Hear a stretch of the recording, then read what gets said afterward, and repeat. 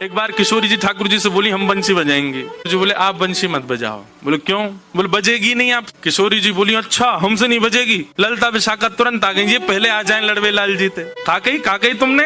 बोले मैं यूं कह रहा हूँ कि हमारी श्यामाजू बंसी ना बजा पाएंगी। अच्छा हमारी लाडली जू जब चले ना तो उनके पामन की नूपुर उनकी ध्वनि पे राग रागनी वारे वारे जामे, और तुम यूं कह रहे हो हमारी लाडली जी बंसी ना बजा पाएंगी।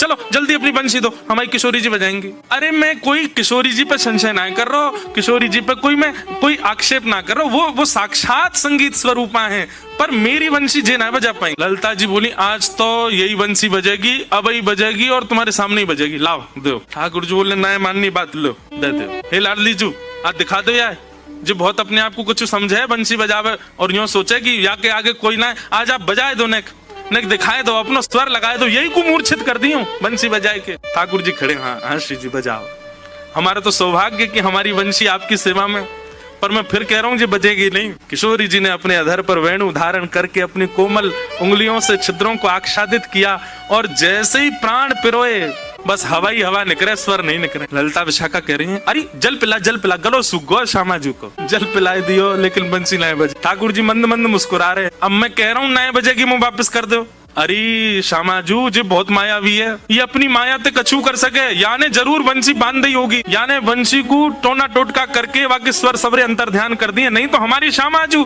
कोई स्वर को, कोई संगीत के वाद्य को स्पर्श कर दे, अरे स्पर्श मात्र से बजन लगे, ये बंसी क्यों ना बज रही है। ठाकुर जी बोले पहले वंशी वापस करो फिर बताऊंगा। किशोरी जी ने वंशी वापस करी। ठाकुर जी बोले अच्छा एक बात बताओ, आप वंशी को वादन करते समय मन में कौन को चिंतन कर रही?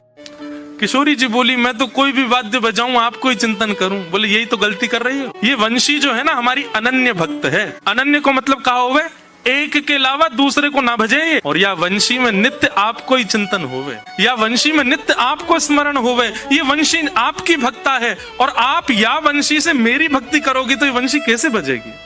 हे श्यामाजू आप नेत्र बंद करके अपनो ही चिंतन करो, मतलब अपने स्वरूप को ध्यान करो, जब आप अपनो ध्यान करोगी तब ये वंशी बजेगी, क्योंकि या वंशी में तो नित्य आपको ही गायन किया जाए। किशोरी जी ने अधर पर वंशी रख के जैसे स्वयं को स्मरण किया, अपने रूप नक, अपने रूप नेत्र आदीन को स्मरण किया, अपनों ही स्मरण करके जैसे वंशी अधर पर धरी, बिना फूंक के वंशी बजन लगी। किशोरी जी के नेत्र सजल है गए। आपकी या अनन्य प्रेम पे ही तो मेरा मन करे कि मैं वारी वारी जाऊं।